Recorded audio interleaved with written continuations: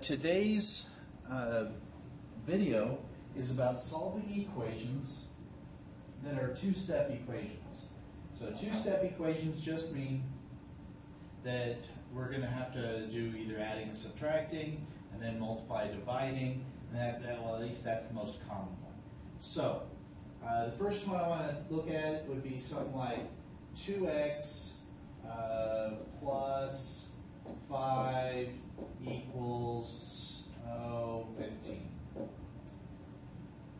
All right, so one of the things you have to think about when you're solving these equations, the whole idea is to get your x by itself. That's the goal. That's what it actually means to solve an equation.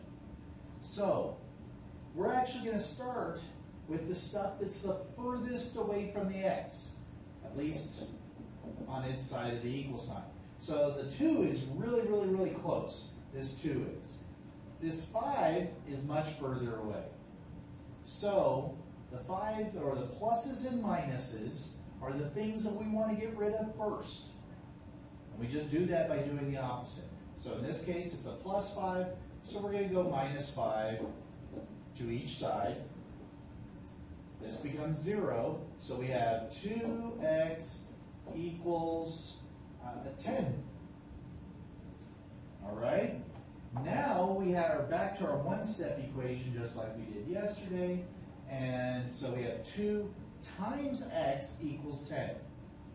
Well, 2 times something means that we need to go divided by 2 to get rid of it. So divided by 2, remember fraction bar is just divided by. Divided by 2. These cancel and become a 1. So now we have 1x equals 5. Okay, let's take a look at another problem. The next one, let's do something like 7 plus 3x equals, how about a 9? Okay, so 7 plus 3x equals 9. Well, the same thing applies here. We're going to start with that 7 out there because it's further away from the x that we want to get by itself. So we're going to take care of that 7 first. Well, we don't look at that plus sign in the middle. That plus sign deals with the 3. In front of the 7, since we don't see anything, it's kind of like an invisible plus sign out. So that means that to get rid of it, we've got to go minus 7, and we end up with a positive 3x, which I can just write as 3x, equals 2. All right? So now, again, we read this as 3 times x equals 2. So to get rid of a 3 times something, we've got to divide by 3, and so now x equals 2/3. Now it's really not 0.66 unless you put the line over it, and that'd be 0.666 repeating, that kind of thing. 2/3 is actually a great answer this way, and it's actually less work. You just leave it as 2/3. Don't be scared because it's a fraction. Just because it's a fraction doesn't mean it's a wrong answer either. Fractions are numbers too. Don't be prejudiced. They're nice. They won't hurt you. At least not very much. Okay, so one more example that we need to talk about, and that's something like, let's see, an 8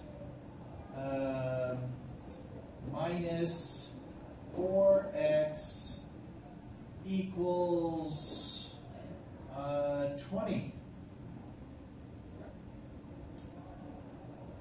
So here we have that positive 8 out there that we have to get rid of in order to get that x by itself.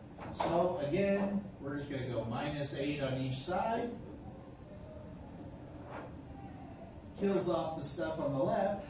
Then we end up with a negative 4x. Don't forget that negative. Equals 12. Now it's negative 4 times x, so that means that we need to actually divide by negative 4, not add 4 to both sides, because it's multiplied right now. So we got to divide by -4, divide by -4, and so x equals, let's see, signs are same, answer's positive, signs are different, answer's negative, so it'd be -3. Okay, that ends up covering most of everything that we need to talk about as far as solving two-step equations. Tomorrow we'll talk about equations with variables on both sides, and then we'll talk about stuff with parentheses and exponents and stuff like that on the next day. So that'll pretty much cover everything that we need to. Nice short video for you, huh?